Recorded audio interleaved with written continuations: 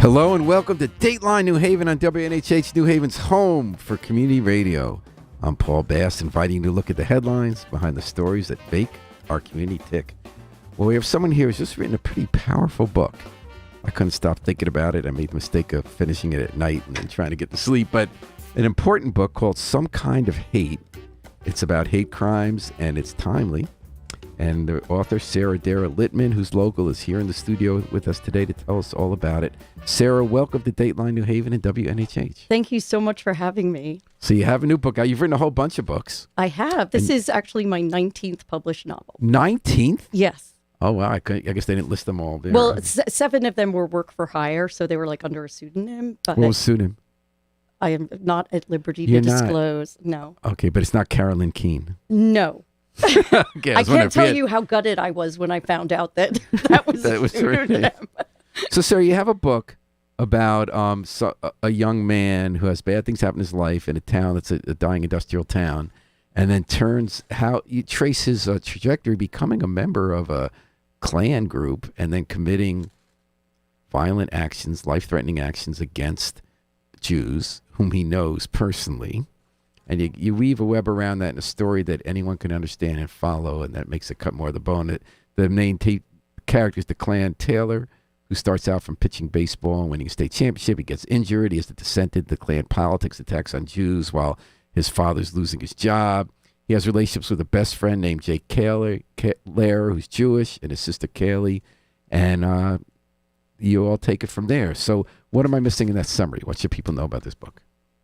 I think when I first got the inspiration for the book, it was in early 2019, and I had gone to a ADL event with Yair Rosenberg and Oren Siegel, and they were talking about anti-Semitism and how it manifests online and and some of the code words.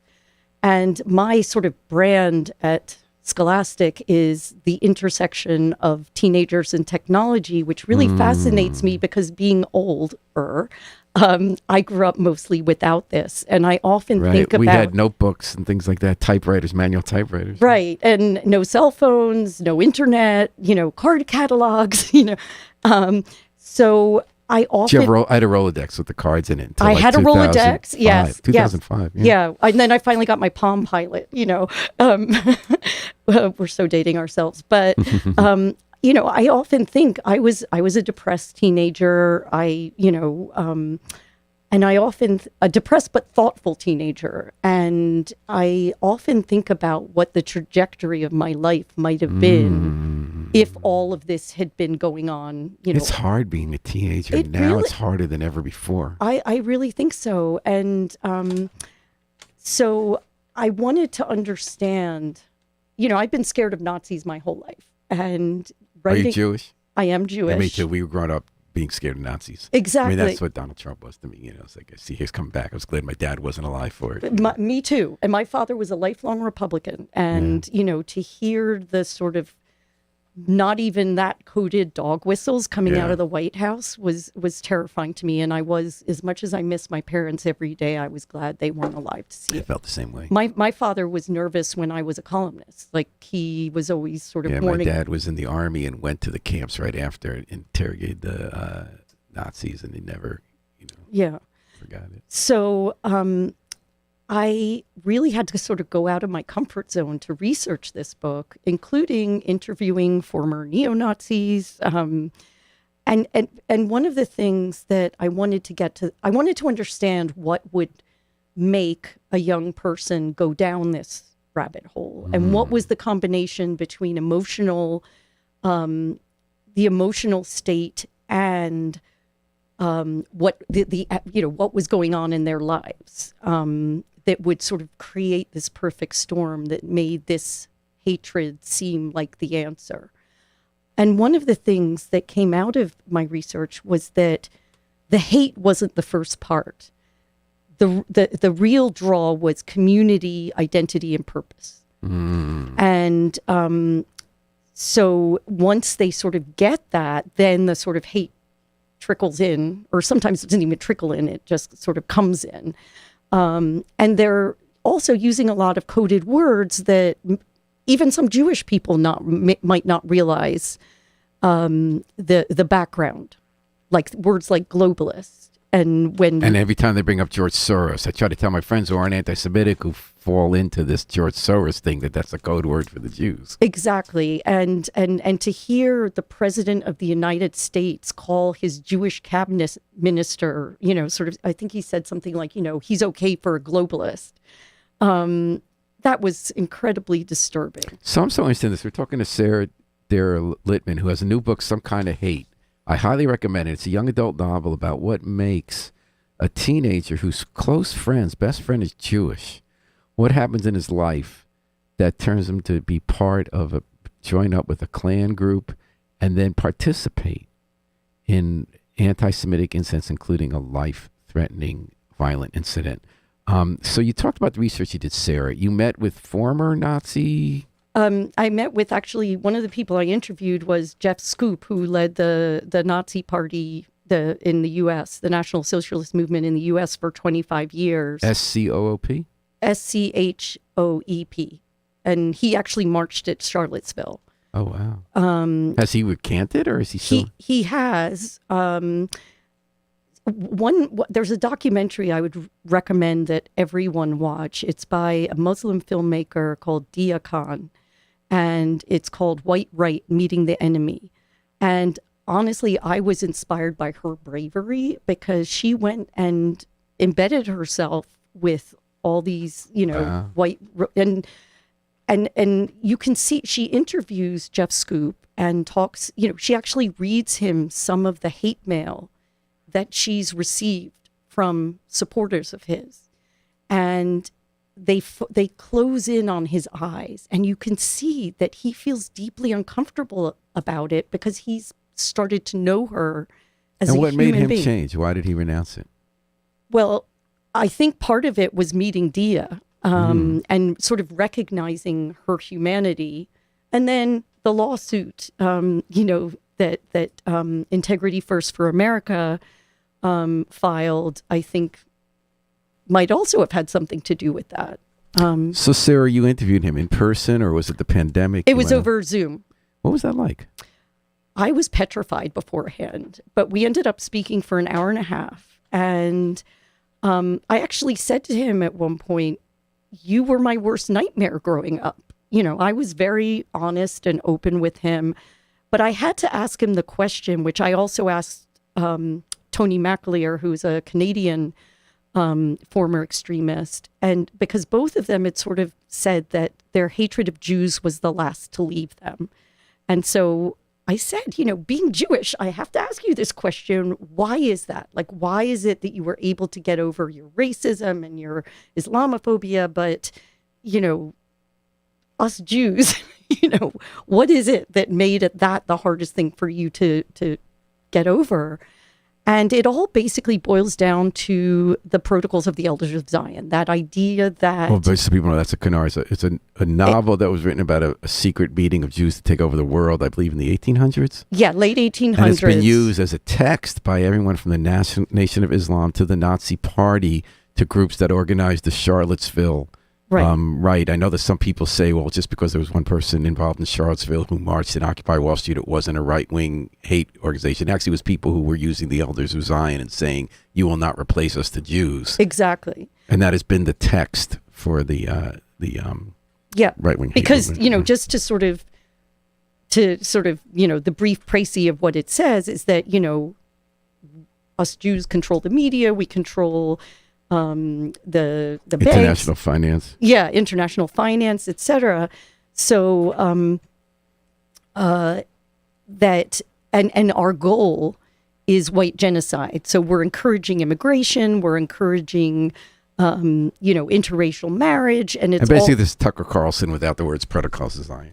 Exactly. Yeah. Right. No, Tucker Carlson is the fact that he has a main theory. Yeah. It's so disturbing that he has such a huge platform. So you interviewed this guy. You also, in your book, Sarah, you get really deep into specific websites that the white supremacist movement is using and the teenagers start using. You describe what's in them. You describe the instant messages people then use to draw people in and what code words they use. How did you find out about that, and how did you deal with, first of all, these real websites you're mentioning? No, I always make up fake names. What did you base them on? Was it like Daily Stormer? I had a copy of the Daily Stormer handbook, which sort of talks about the how you say something outrageous and then say, oh yeah, it was a joke. Like, what's the matter with you? I found out one of the more compelling parts of your book was I felt like I was in the room with this kid. He gets injured after being a star pitcher, and his father loses his job. He can't have his dream of being a star pitcher, and he's angry at the world, and no one understands him, he feels, and he starts getting deep into these websites and then spending hours of time just sitting there and communicating with these people who are drawing him in. And I felt like I was in there on those sites when you were writing that. Well, and it's... one of my fourth novel, Want to Go Private, was about a girl who gets involved with an internet predator, and I actually did research with the FBI in New Haven for that book. And one of the things I talked about when I was interviewing and sort of hearing the stories of how they recruited young men, I said to them, this sounds a lot like grooming. It sounds exactly the same kind of process where you have someone who's clearly unhappy with their life, and you basically reflect back what they're saying. So it sounds like you're the person in the world who understands them. And that really shook me. And so they're sort of looking for people who are upset, feel, depressed. And isolated. And isolated. So Sarah, let me ask you, why did you write this book?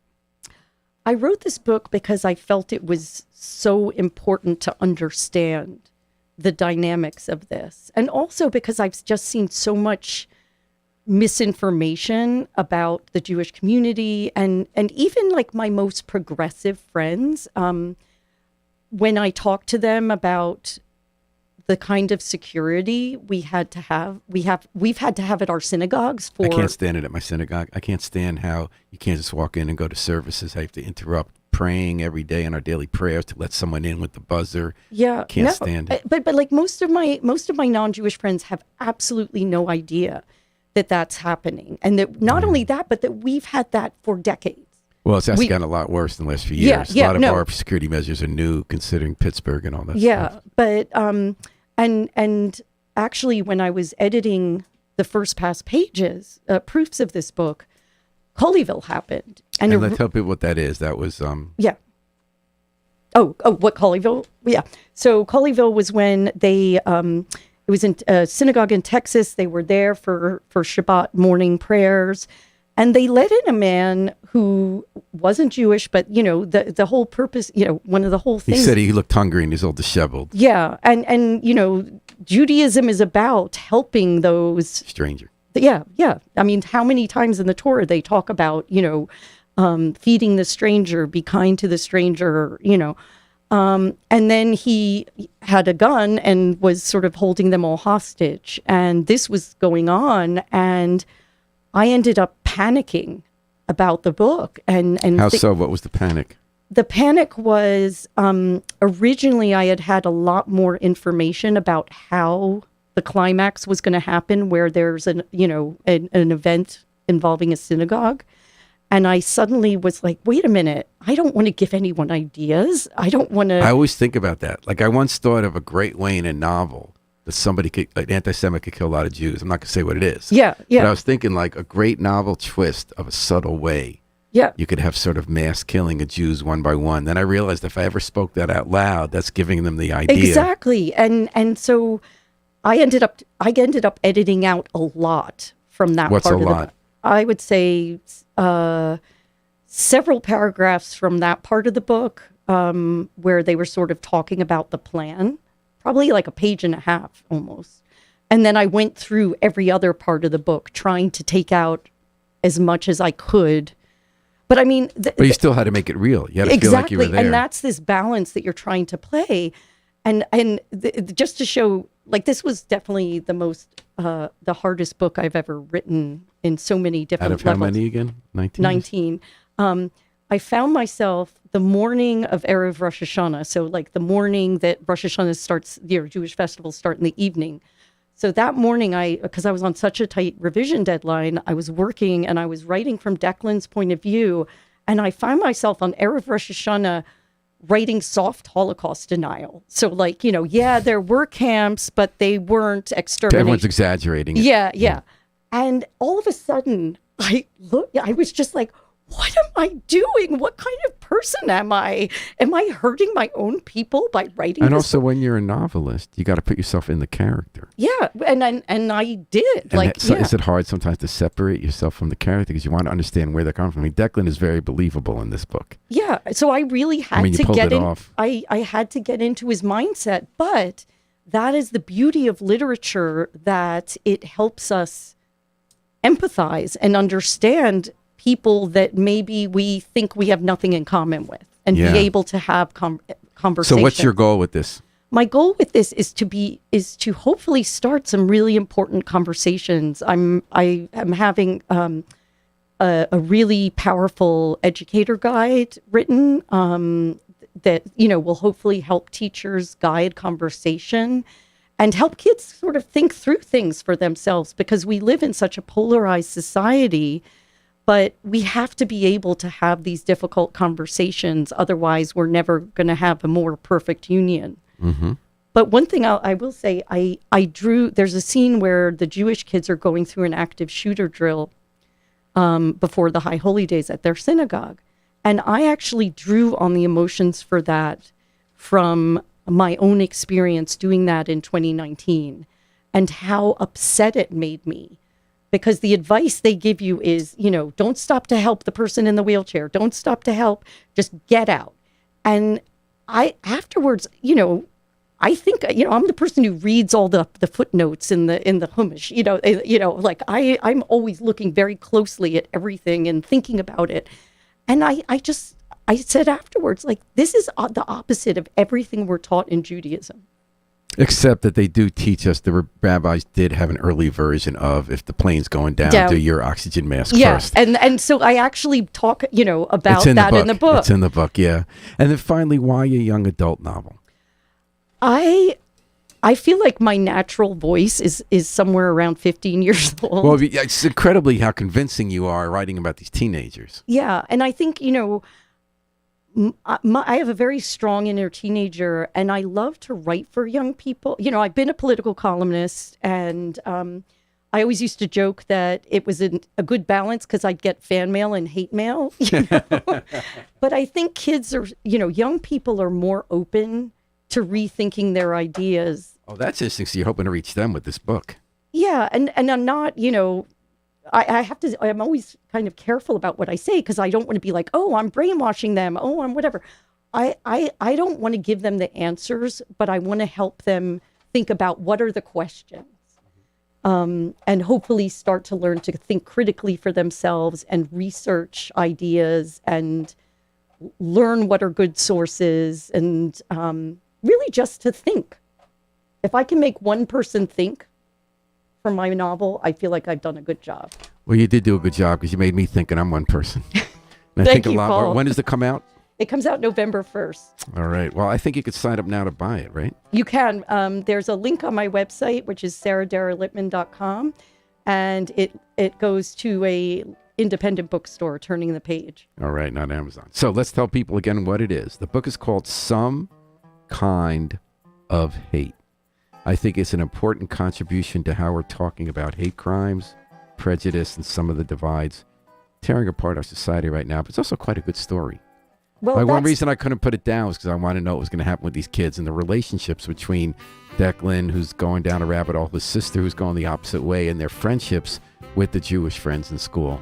It's quite a good book, Sarah. Good job. Thank you. Sarah, the book is called Some Kind of Hate. Sarah Dara Littman. I recommend it. And I want to hold tight now. We're going to come back on the rebound with Bob Stefanowski, who's running for governor of Connecticut. But we're going to take a few minutes to listen to the Afro-Semitic Experience performing I Wish I Knew How It Would Feel to Be Free from the group CD, A Plea for Peace. So hang on to the rebound here on WNHH-FM's Dateline New Haven.